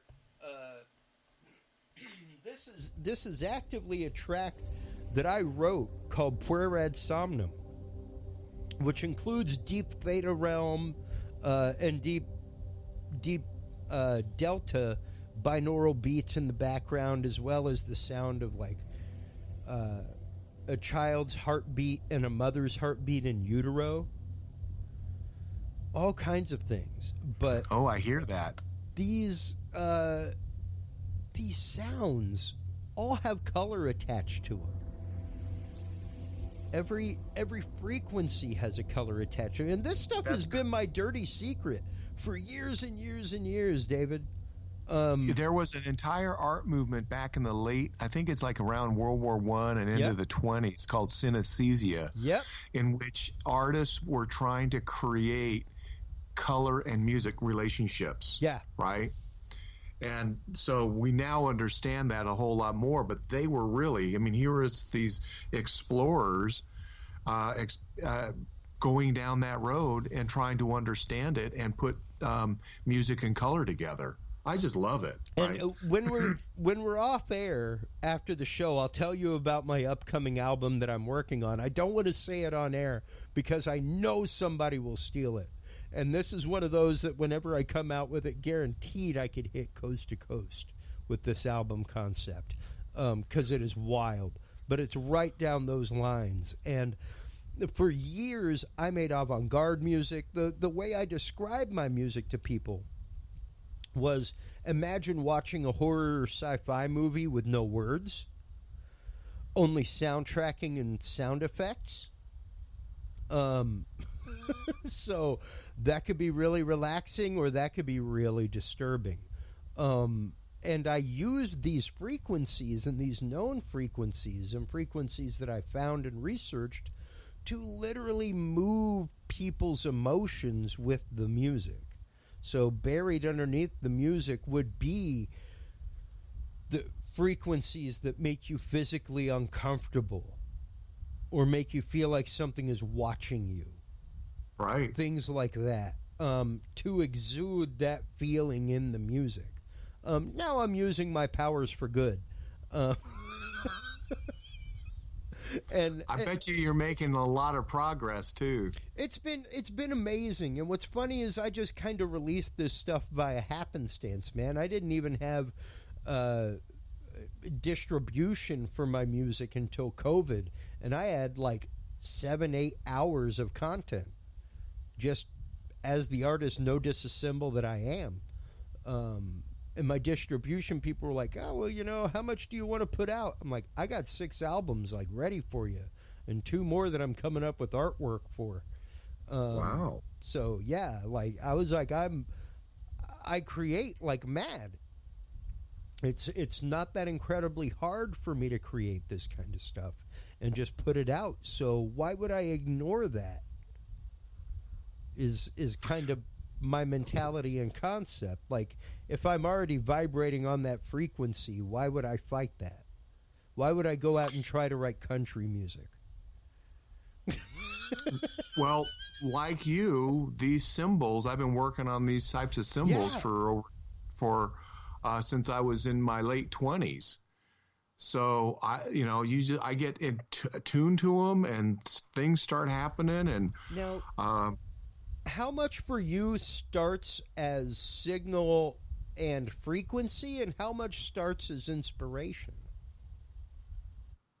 Oh, that's okay. So because there's a beautiful, literally going through these, and I'm popping them up on screen right now. And as somebody who owns a couple of actual oscilloscopes, who knows a little bit about cymatics, who knows a little bit about color and frequency as an AV engineer, that kind of stuff.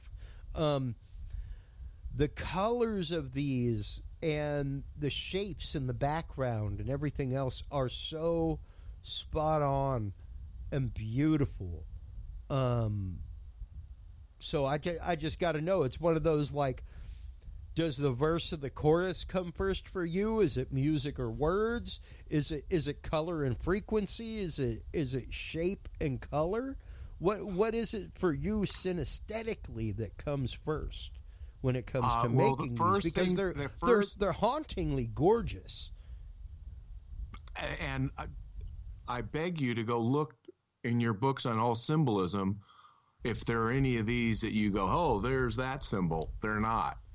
So there's something very new and unique about these symbols. And what I have done is that when I first started doing these, I would just sit for 3, 4, 5 hours at a time and just draw. And then they started to get more frequent. Then I would be woken up at 1 o'clock in the morning for 3 hours. And that happened a lot. And I would just start accumulating more and more of these images. And I just I created catalogs of them. And finally, not long ago, well, as of COVID, it was really important for me to start taking them from really simple colors to more complex colors and more complex shadings and more complex designs. So the way that those images that I'm talking to you about, and they have there's a complexity of background. The way that I saw that is that I had, again, one of my personality traits is that I'm an empath and I'm also a mystic. Mm-hmm. And so I had a mystical experience of the energy of the nest. So when birds create a nest, I got to experience that energetic principle of what a nest does to create life, right? To hold that life in the egg. And so I call the background the nest, and then the egg is that symbol. So that was a concept that I was working on last year when COVID happened. And I taught myself how to use Illustrator. Well, and what I love about these, I myself,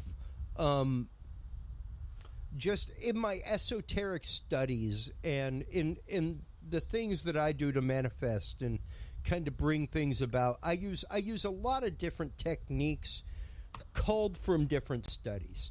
One of those is sigils.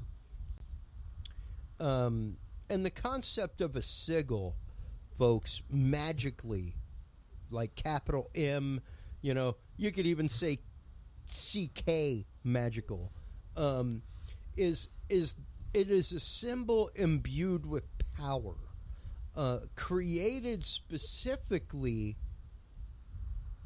to manifest or imbue that power. Be it the sign of the cross, it's a sigil. Star of David, it's a sigil. These are symbols that are used in almost a ceremonial way and in a way to tune yourself to an action. And when I look at these symbols, which I'm showing on air right now, the blue symbol, and then the purple, and then the red, the three things that I see straight out, or four actually. Number one in the center is a sigil. It is a symbol that was made as part of a manifestation or as a result of that manifestation. A color associated with the frequency of that manifestation, as well as an image that would be kind of akin to a mandala, or almost in some cases. When I say mandala, specifically the red one looks very mandala-esque. But whenever you go into the purple and the red, they look very cymatic, which even still is very mandala-esque. Whenever you start putting out the cymatic frequencies of certain things like 528 hertz, that kind of stuff, you start seeing mandalic shapes, that kind of thing, fractal shapes within the cymatic medium.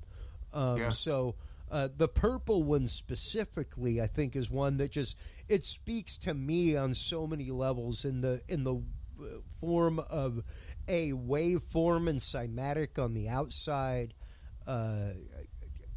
The color of it, the purple of it, is so comfort and home to me. And then I love the disjointed trinity of the sigil in the middle. the concept of something always floating, whereas a triangle would be perfection. This is kind of the uncompleted triangle. And it's just this is just my interpretation of looking at it. But it speaks to me on so many levels, and to know that this artwork made by you was made specifically for purposes. What was it that drove you to start creating this to begin with, David? Those symbols started when I was in my late 20s, and I would find myself just kind of lost in the creation mode with pencil and paper for 3 or 4 hours. And these types of things would just keep showing up. And eventually what happened is that in the late 90s, there was an acceleration of them. I ended up meeting a woman who was in the process of building 7 sacred circles around the world, and I became part of that. And these symbols were channeled, some symbols were channeled to her, and that just triggered, me to make even more. And so that happened, and then I ended up then being woken up, like I said earlier, like at 1 o'clock in the morning, and all I can see were all these types of symbols. And then I was on that for a while, and then once I was done with a certain set, the next layer was I ended up taking all of these sacred geometry shapes and drawing them over and over and over again. And after about 2 or 3 weeks of doing that for like an hour a day, like every day, my whole mind shifted and it opened up. And then a whole new set of symbols started to come to me. And so then that took me into creating an entire new set. So what you're now seeing is my need to put these like black and white images together that I was seeing and put color and energy through color into them, and using light and a little more complicated understructure. And I felt like all that was necessary. So there's nothing to me that when the images were coming to me, they were about as sexy as a letter in an alphabet, right? There wasn't much to them. There wasn't any. There's like, oh, that seems very nice, but what is it? But then when I started to really introduce the color into the mix, then there's been another shift in me. And how have you found the evolution of these happening? Is it something that because for me as an artist, my wife not too long ago, just before Thanksgiving, made fun of me before the release of one of my last albums, because we were on the road and driving out in the desert, and I was like, ooh, the album released today, and I put it on. And I was rocking out to it, and she's like, you genuinely enjoy listening to your own music, don't you? I was like, yeah. She's like, why? And the way I explained it was that I do not toil over the creation of my music. I let things move where they're going to move. If I need to get rid of something, I just get rid of it. I don't toil over whether to keep it or not. If I feel like I need to get rid of it, I assume I feel that way for a reason. So I get rid of it until it feels right. And there's nobody changing my creative cycle except me. So when I feel that something is complete, I can move on. I don't have to beat a dead horse. I don't have to wait for somebody's approval. Everything that you just described is exactly what happens with me. Interesting. I know when it's done. Yeah. And I move on, and there's another one coming. Well, and that's what I was going to say. Is it something that, because it's for me, that creativity, that muse, the whole reason that I had somebody here at my studio today, and they were like, wow, like this space is created just for that. And it's in your house. And I was like, well, yeah. I mean, otherwise, whenever I had the idea in my head, how long would it take to set it all up? By the time I'm set up and ready to record, I'm tired, dude. I don't want to spend 30 minutes to an hour getting gear set up and, you know, setting up a template and a digital thing. Like, I hit 2 buttons and I'm recording, you know? And it really is that intent of making the space available for the muse, that when the muse comes to you, you can just go unabridged. At least that's what it's been for me for the last 20 years, is building that space. What is it for you with these Aquarian symbols that I guess motivates you to making them? Because I mean, a lot of my music is based on literally what I hear in my head, whether it's what I heard in a dream or whether it's, you know, what I hear in my head walking down the road. But what is it for you that brings you to creating these and bringing them into being? Well, part of it has to do with my complete fascination of shape. So like you know, you have a complete fascination with music and how music works. For me, it's all about how do lines intersect with one another? How is shape formed? How can you create shapes that are outside the bounds of your basic circle and square or rectangle and octagon and triangle? How can you now make compelling images that are unique, inspired, and new and fresh and avant-garde and wild? So yeah, there's already been, you know, as an artist, there's always the issue of what is your voice. And I have found that one voice I have is the creation of a variety of shapes. And I've learned how to create shapes using different techniques. I cannot explain what happens at 1 o'clock in the morning in which I wake up and all of a sudden I've got 20 shapes pouring out of me. Yeah. Other than it happens. Yep. I've tried to tell and people that is not, for years. And that's not just one time.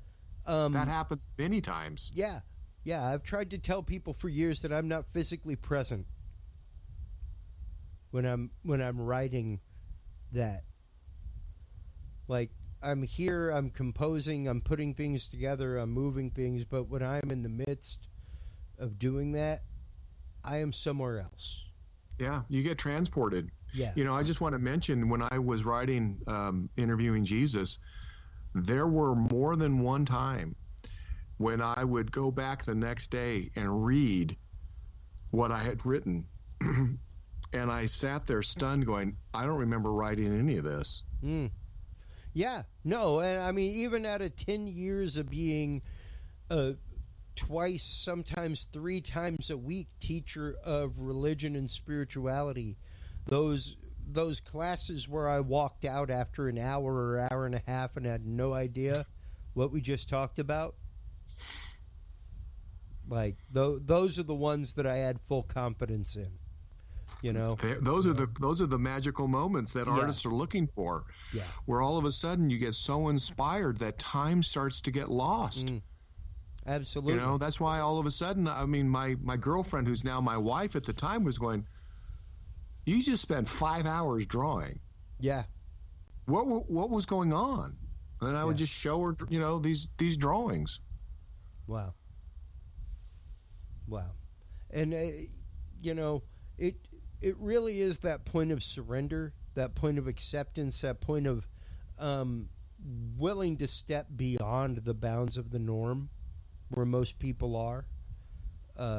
Even going back to Interviewing Jesus,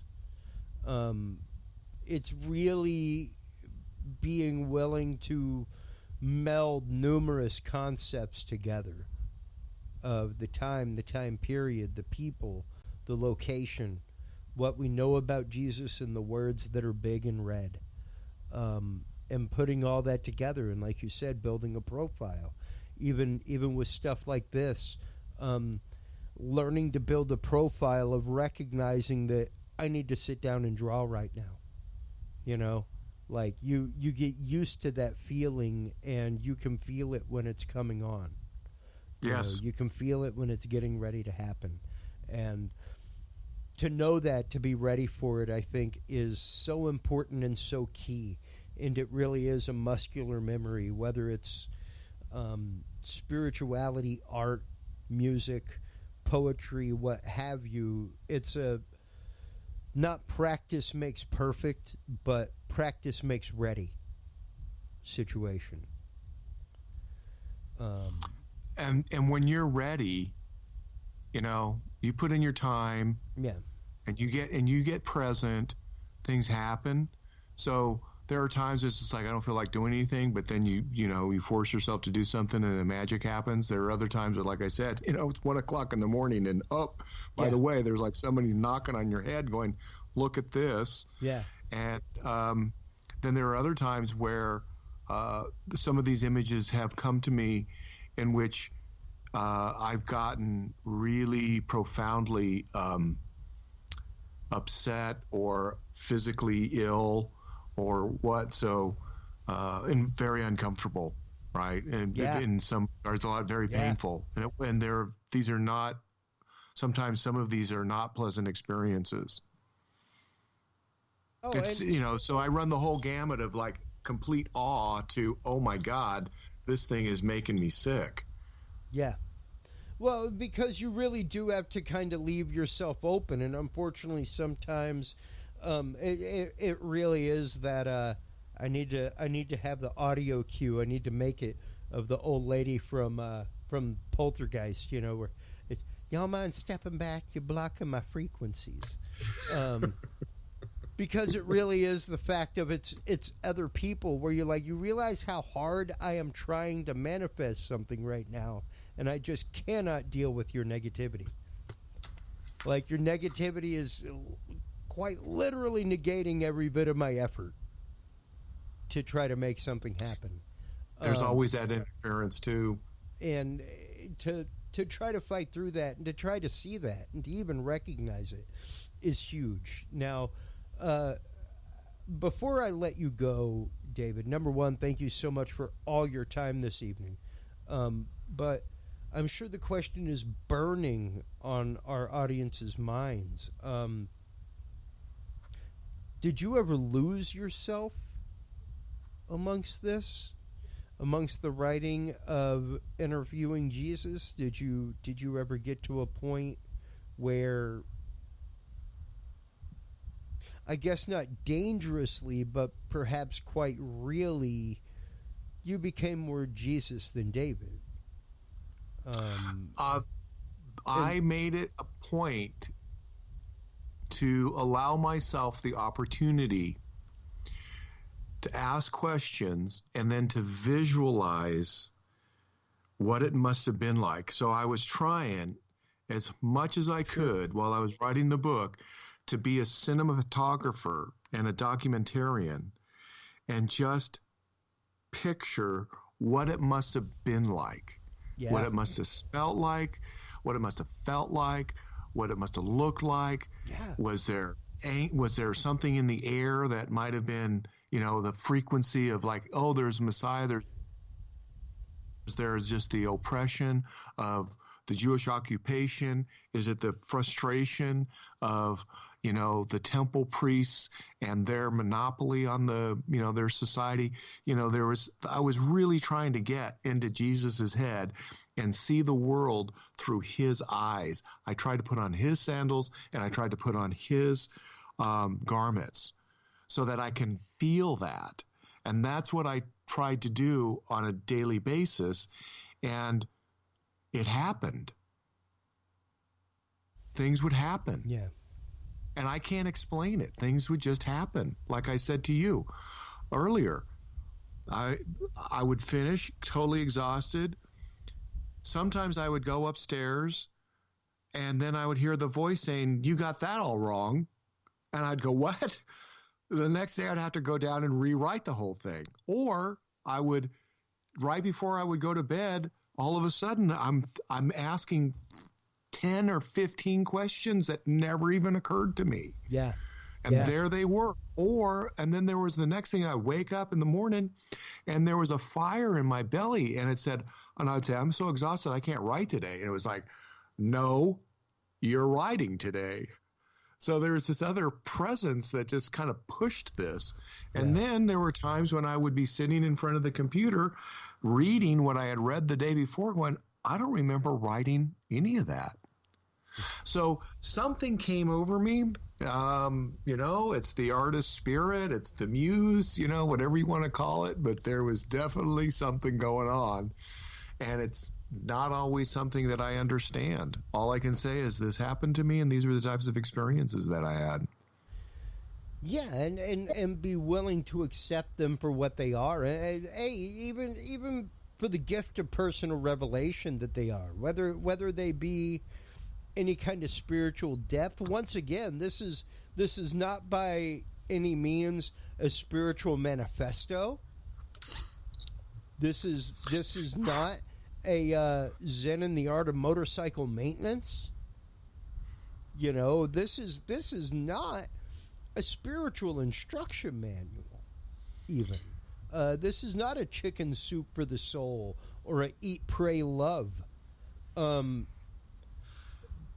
But what it is, rather, is that deep exploration into, quite literally, probably the most influential person ever to have walked the face of this earth.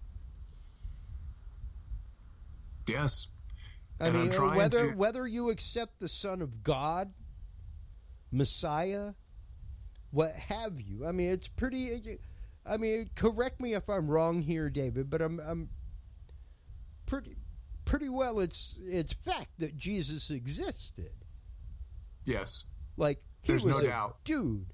He was real. He's not like some fable. Is the concept of Jesus, the Son of God, perhaps crafted out of numerous stories from various faiths around the globe? Sure, quite possibly. Not doubting that. But did Jesus the Nazarene in Galilee exist? Yes. He was a dude. He lived. And whether these experiences by your faith or not existed, folks, by somebody's account they did. So what David does here is take these accounts and put them through the lens of history and really build, like he said, a really good, I think, dossier of who Jesus was, what he thought, and why he thought what he thought, because of the lens of where he lived and what he lived. Yeah, I can't. You said it just perfectly and eloquently. I mean, this is a historical figure, and for me, what was very important was the psychological transformation. What does it mean to have this mission? Yes. What does it mean? How does one go about being called to and feel the call to do something? And how does that, what requires you to be able to do that? You can't just say, "Oh, I think I'll go run a marathon today." You better go practice. You better go run, 5 miles, 10 miles a day for, 6 months. Same thing happened with Jesus. And then the call happens. He goes out and he does it. And all kinds of other things happen because of him honoring the call. And I wanted to understand the psychological process that was involved with that, and what he was willing to sacrifice to make something happen. Because he wanted to bring light. He wanted to bring light to the world. He wanted to he wanted to make people whole. He literally was he had probably a broken heart to see all that was taking place and how miserable people were. Well, and not just that, but how miserable his family and associates may have been due to his decisions. Because, and then there was all of that. Ladies and gentlemen, you think that there is cultural stigma or that there is doxing? We don't stone people to death in the square because of a rumor. We do like in a social media sense, but not in a literal sense. They did that. Like, that was a thing. Yeah. That was the law. There were serious consequences. Even a thing. That was the law. There was serious consequences. Jesus knew that there was a death sentence as soon as he started his ministry. Absolutely. Absolutely. Yeah. And the fact that doing what he did and teaching what he taught, that he even lasted 3 years, is amazing. Yeah. Amazing. And the only reason that I can think is that possibly some people within Sanhedrin level, things like that, once again were like, oh yeah, I remember that kid. It ain't cool. I'm not saying it's cool, but he's saying something, right? Yeah, well, I think the initial ministry and its origins probably didn't get a lot of attraction. No. So there wasn't, and he was so far north from Jerusalem that I don't think that there was a lot of people that really cared. He's really not bothering anybody. But I think that what happened is that it gained momentum. So just so I kind of believe that it gained more and more momentum is that early in the Gospels, you're going to see Jesus teaching more parables. And later in the Gospels, you're going to see Jesus speaking in aphorisms. Yeah. And the aphorisms are rhetorical defense mechanisms. It's a little bit like Tai Chi, where you're deflecting people's anger away, And he seemed to be doing more of that later in the ministry than he did at the beginning. Yeah. So in the beginning of the ministry, he had probably more of an open time and hand to teach what he wanted to teach, and then later he was being more and more challenged. Well, and you really, really see those challenges oddly coming as he nears Jerusalem and as he nears Palm Sunday and as he nears the turning of the carts and the money changers' tables, where you do see priests approaching him and asking him these quandary questions where he's like, well, pay to Caesar's what is Caesar's. Like, you can't not pay your taxes. What are you going to do? Not live? And he gets more aggressive too. Yeah, and he gets very matter of fact about things. He finally just gets to a point where it's like, hey, it's either this or that, bro. Like, you're either gonna make it into heaven, or it's gonna be like a camel passing through the eye of a needle. One of the two, and he really does start getting much more. And even if you read John, which is much more the I am gospel, the I am the way, the truth, and the light, that kind of stuff. Even then, he gets into that matter of fact tone, and it's interesting that as things kind of come to that ending progression, they come to that literal culmination in the music, that building, that crescendo of action where it's like he knows the decisions he has made, he knows the consequence of the decisions he has made, and it's either one or the other. And he's willing to go along with those decisions and the consequences of the decision. Yeah. And then he leaves everything up to the will of God. Yeah. Yeah, and that's that Gethsemane moment, I think, is what most people are truly searching for in the world, David, when it comes to that connection with the divine, where it's that almost put the Lord to God to your test. but his was much more a, I don't want to do this. This is the foregone conclusion. This is going to suck. It's going to be horrible. I could turn and I could run right now. He had many opportunities. Oh, and absolutely. He didn't. And he didn't. At least 3 times that night before they even got to Gethsemane. You know? So he could have said, I don't want to do. He could have said, I don't want to do this ministry. Yeah. After John, he said, nah, I don't want to do that either. Yeah. And when John was executed, you'd go, oh my God, this isn't going to work out. You know, if he could have left then. Things are a little rough. So thinking about the family business again. Go.